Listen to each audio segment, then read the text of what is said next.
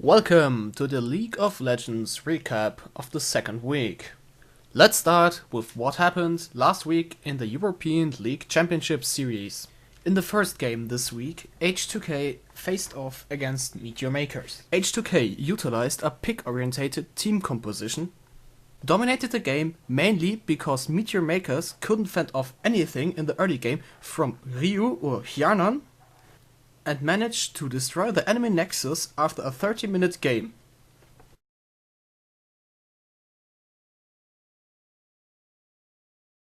After that, Unicorns of Love and Giants Gaming battled each other on the Rift.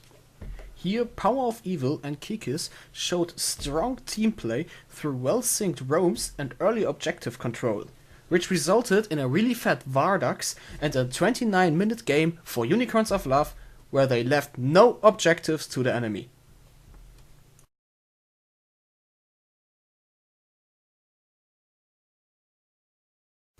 In the third game, Fnatic dueled with Rockat.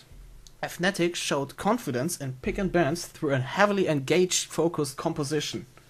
After a fairly even game with up and downs on both sides, Fnatic held onto the game in the end, even though Rockat looked very strong. Fnatic then managed to close the game after a very good Baron fight on their side. After that, SK Gaming took on Gambit Gaming.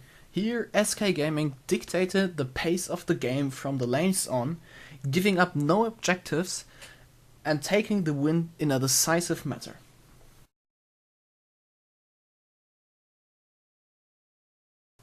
In the last game of the day, Team Elements took on Copenhagen Wolves. Elements brute forced their victory through superior objective plays against overwhelmed Copenhagen Wolves, even though Elements' mechanics partly lacked in this game.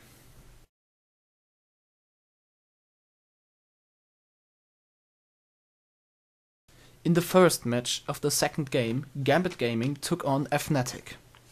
Fnatic's Forbidden and Steelback played well this game, opposite of Huni, who fell behind in the lane in farm after a double swap of both teams. Altogether, the game was fairly unspectacular until Fnatic got their second Nashor and pushed through to the Nexus.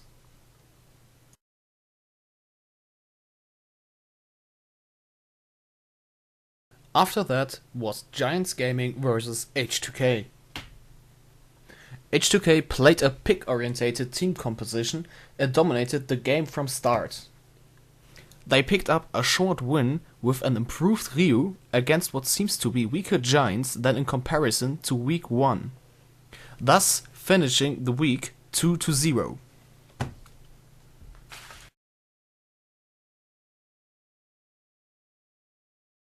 In the third game, Elements fought against Rockat.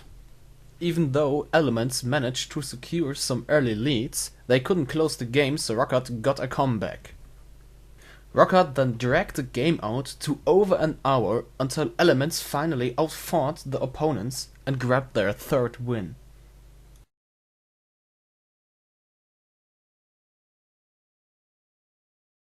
After that, SK Gaming met Unicorns of Love. SK got an early lead, which they never gave away, but rather increased it. Through that, they were able to continuously pressure the Unicorns when it came to map plays.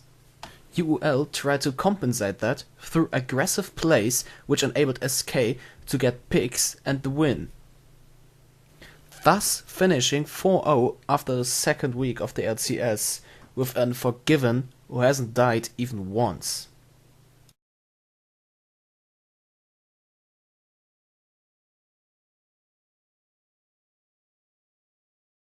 In the last game for the EU LCS this week, Meteor Makers fought Copenhagen Wolves. Copenhagen Wolves continued their trend from last split by showing their inability to expand smaller leads, leaving more to be wished for in terms of both game and team play.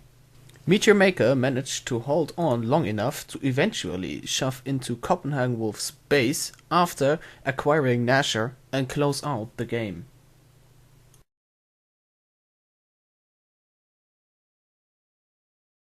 Now let's head over to the North American League Championship Series. In the first game of the first day, Team Gravity fought Team Dignitas on the Rift.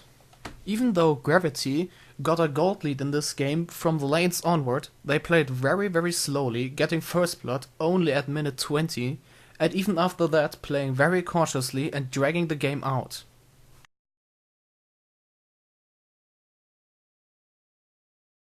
After that, Team 8 took on Team Coast in the second game. In this game, both teams played very aggressive, having the lead multiple times on both sides, but in the end, Team 8 got a good team fight and managed to close the game finally. In the next game, Cloud9 took on Team Liquid with their new AD carry Piglet, an ex-member of the SKTT1 roster that won the Season 3 World Championships. Cloud9 managed to get an early farm advantage in the bot lane, which might be partially blamed on Piglet for not picking up any masteries. They then took that farm advantage and translated it to early dragons, which got their whole team fed. Cloud9 then took that lead to close the game, giving up 0 dragons and only 3 kills in the progress.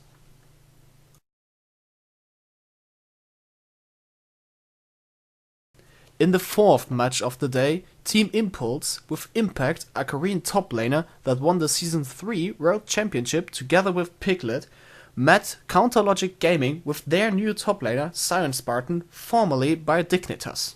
In this game, CLG just made an overall better impression than Team Impulse. Especially Link, who racked up 6 kills on a Cassiopeia without dying once, and the bot lane, consisting of a Kalista Blitzcrank combination, was impactful for this game.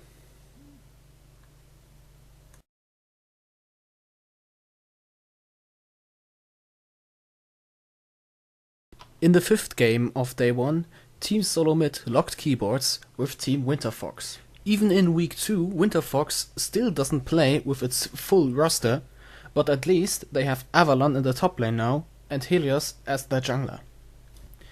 In the game, TSM targeted Pobelter in the mid lane from the start on, which led to a very fat Bjergsen on LeBlanc, which led to all the other lanes of Winterfox having big problems.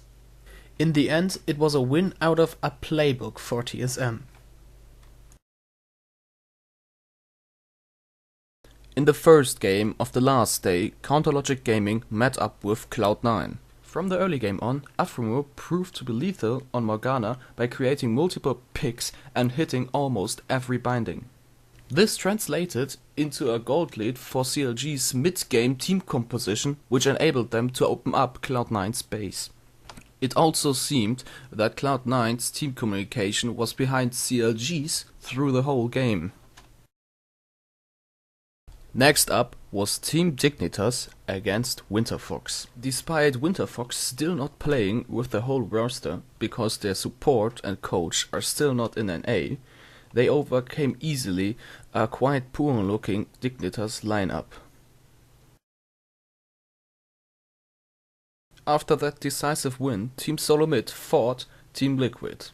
After a very short laning phase, in which Bjergsen showed his place in the NA mid lane scene by giving Phoenix no room to breathe, Team Solo Mid took short and decisive fights, giving no chance for Team Liquid to react. That granted them the necessary means to close out the game by only giving up 1 kill in the end to the base tower.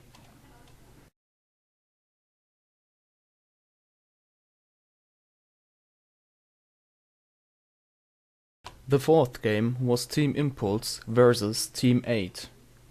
In the laning phase, Sloshy got shut down by Xiao Shao and Rush, and Impact on the top lane performed better in comparison to the first game. After a back and forth game, with kills mostly on both AD carries, Team Impulse got the upper hand with their shout calling, which seems to be more on point than before.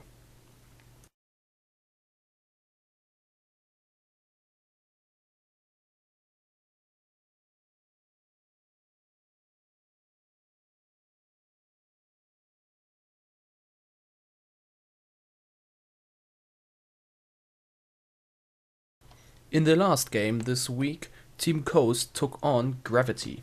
After an early game in favor of Gravity, Team Coast takes over after some well-played fights. But then they got caught at Baron, leading to a Baron and 4 kills for Gravity, which enabled them to destroy the Nexus.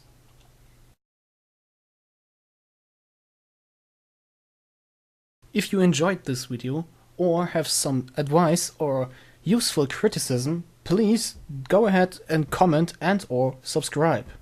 Thanks for watching.